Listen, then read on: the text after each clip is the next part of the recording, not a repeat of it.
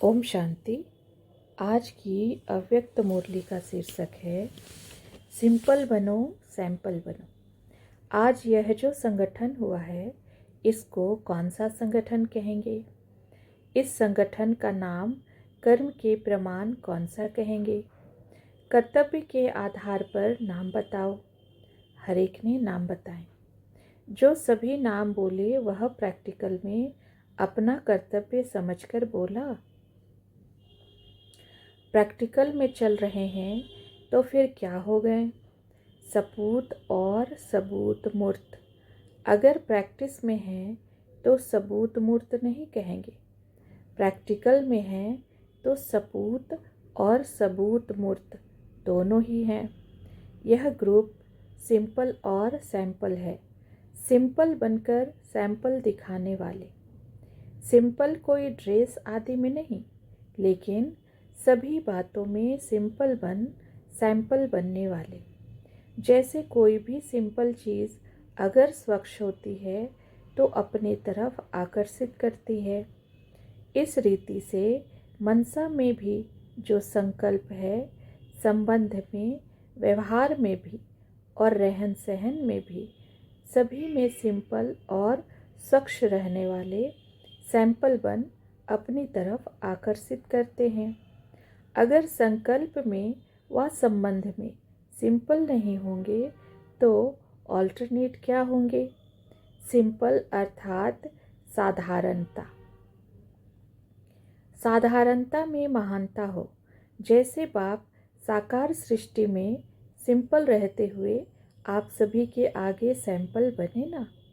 अति साधारणता ही अति महानता को प्रसिद्ध करती है। तो साधारणता अर्थात सिंपल नहीं तो प्रॉब्लम बन जाते हैं। संकल्पों के भी प्रॉब्लम में रहते हैं। रहन सहन भी सिंपल ना होने के कारण औरों के लिए व अपने लिए कोई न कोई प्रॉब्लम बन जाते हैं।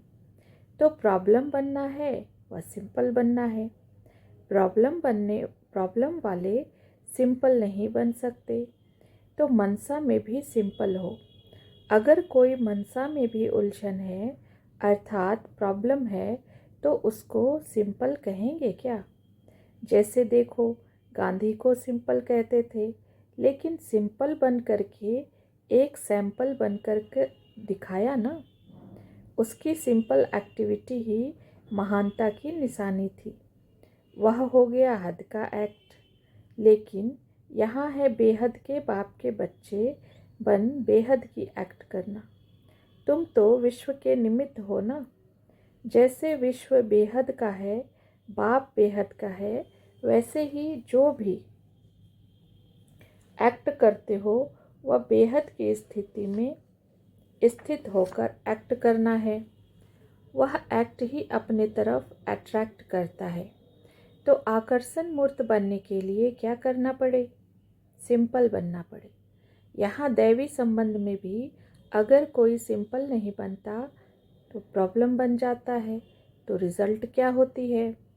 स्नेह और सहयोग से वंचित रह जाते हैं। जो साधारण सिंपल होते हैं उसके तरफ ना चाहते हुए भी सभी को स्नेह और सहयोग देने की शुभ भावना होगी। तो सर्व स्नेही व सर्व से सहयोग प्राप्त करने के लिए व सर्व के सहयोगी बनने के लिए सिंपल बनना बहुत आवश्यक है।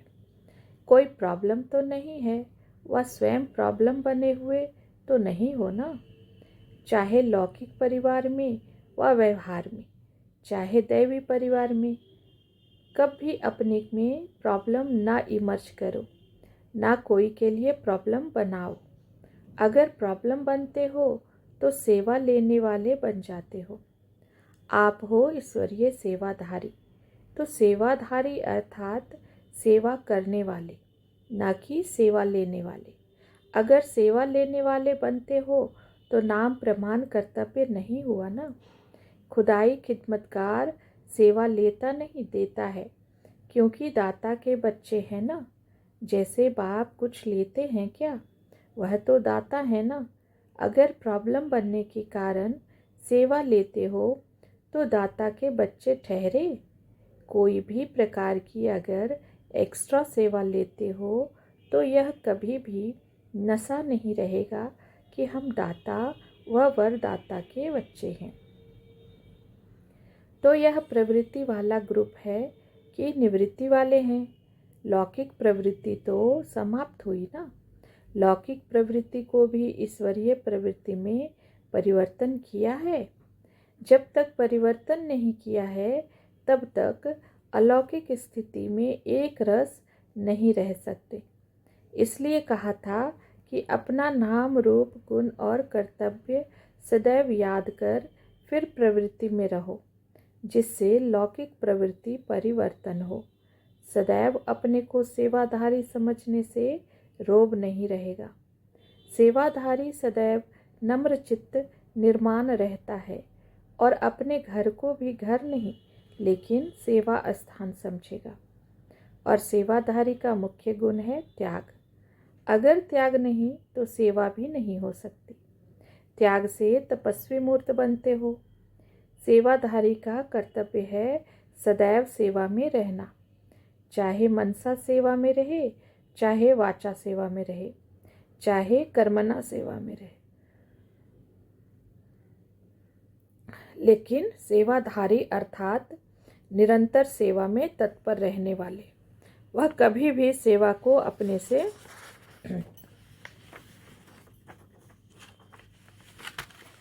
अलग नहीं समझेंगे। निरंतर सेवा का ही ध्यान रहेगा। इसको कहते हैं सेवाधारी।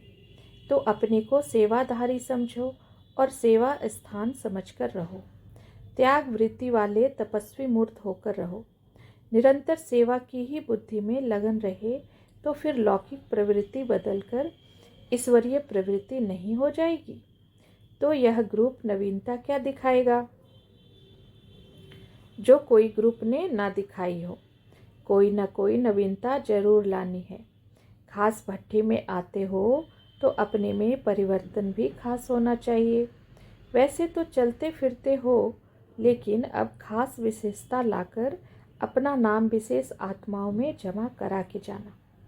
बाप दादा के पास कितने प्रकार की लिस्ट है मालूम है? आपका किस लिस्ट में नाम है यह मालूम है? अपना नाम विशेष आत्माओं में कर सको, इसका प्रयत्न करो। विशेष आत्माएं तब बनते हैं जब विशेष कर्तव्य करते व विशेषता दिखाते हैं। तो विशेष आत्मा बन करके ही जाना। मर्जीवा बने हुए हो व बनने के लिए आए हो। मर्जीवा बनकर ही ब्रह्मा कुमार बने व अभी बनेंगे। जब मर कर के जन्म लिया तब तो ब्रह्मा कुमार कहलाया।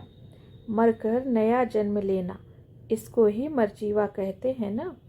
नहीं तो जन्म लेने से पहले ब्रह्मा कुमार कैसे बने? बच्चे तो हो, अधिकारी हो, बाकी है सपूत बनकर सबूत देना। बाकी ब्रह्मा कुमार हैं तो मर्जीवा तो बन ही गए। मर्जीवा बने हुए हैं, यह स्मृति में रहने से फिर यह शरीर भी आपका नहीं रहा। यह शरीर बाप ने ईश्वरीय सर्विस के लिए दिया है। आप तो मर चुके हो ना, लेकिन यह पुराना शरीर सिर्फ ईश्वरीय सर्विस के लिए मिला हुआ है। ऐसे समझकर चलने से इस शरीर को भी अमानत समझेंगे।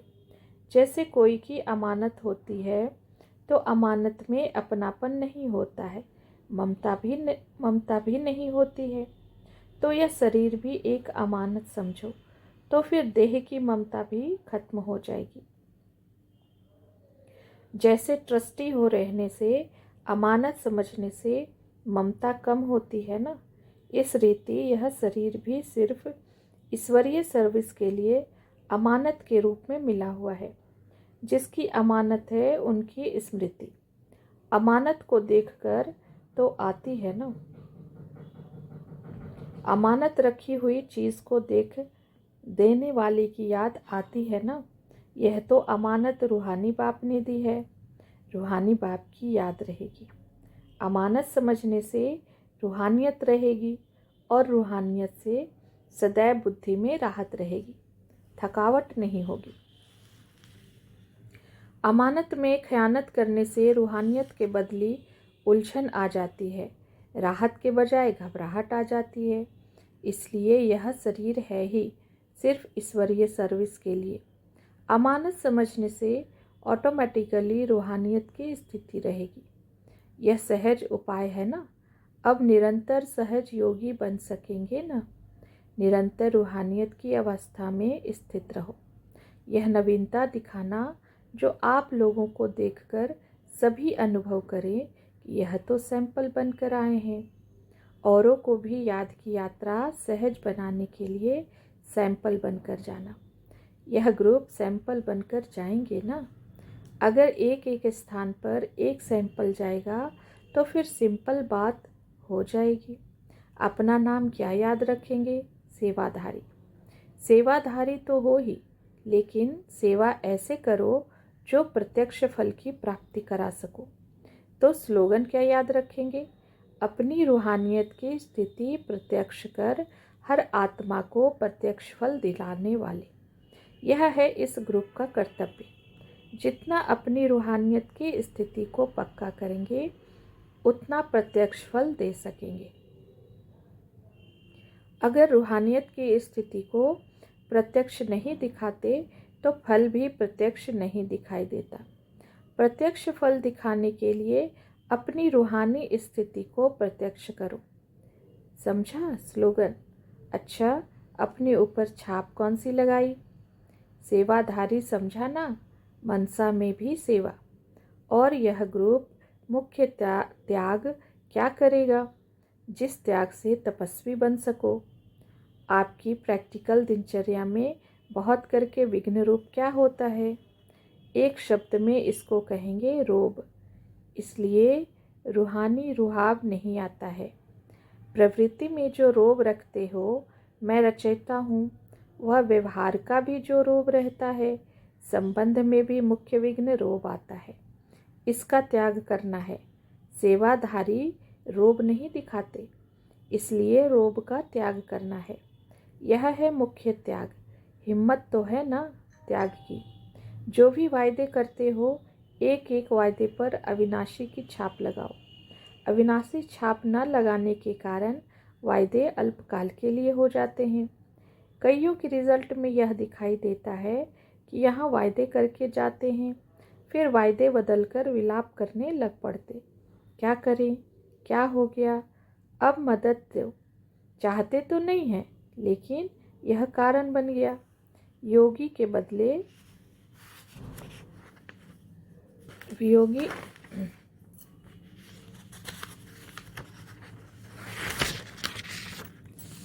योगी विलाप करते हैं। तो अब निरंतर योगी बनना, विलापों वाले वियोगी नहीं बनना। यह ग्रुप यही प्रैक्टिकल करके दिखाए। जो कहा है वही करेंगे, चाहे कितनी भी बातें सहन करनी पड़े, लेकिन सामना करके दिखाएंगे। विजयी बनकर के ही दिखाएंगे। एक दो के मददगार शुभ चिंतक बनते रहें तो सहयोगी बन क्या नहीं कर सकते हैं। जब वह एक दो के सहयोगी बन घेराव डाल सकते हैं तो क्या आप माया को घेराव नहीं डाल सकते? पांडव सेना घेराव नहीं डाल सकती। एक दो के शुभचिंतक सहयोगी बनते रहे तो माया की हिम्मत नहीं जो आपके घेराव के अंदर आ सके। यह है सहयोग की शक्ति। यह संगठन है सहयोग की शक्ति का। यह संगठन के सहयोग की शक्ति का प्रत्यक्ष रूप दिखाना। अच्छा, ओम शांति।